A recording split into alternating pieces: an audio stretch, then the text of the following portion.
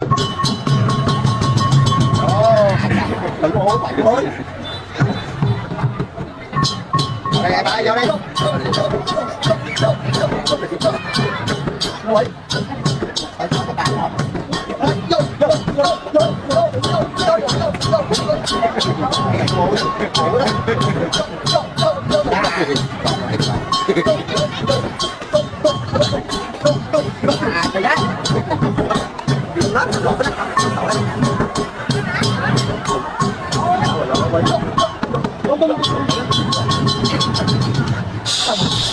Khai khăm hay giỏi đi cô.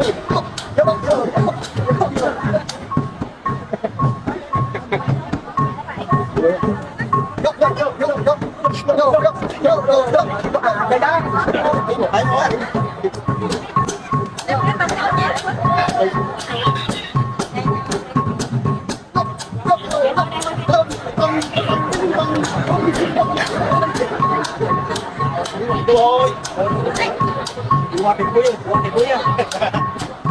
anh đã tao tiền quý chúng ta sẽ làm đi thấy không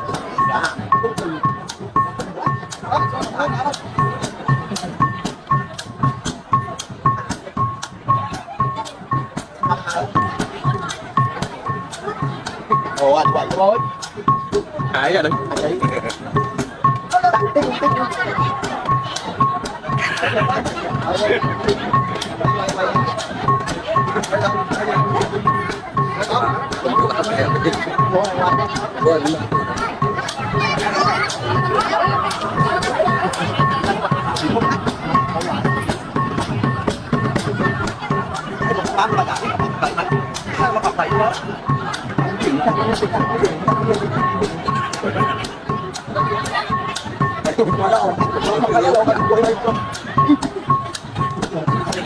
đang đẹp ở tại cũ thì nó bắt ở tại còn hàng cũ là không những hàng cũ đứng đâu không lắm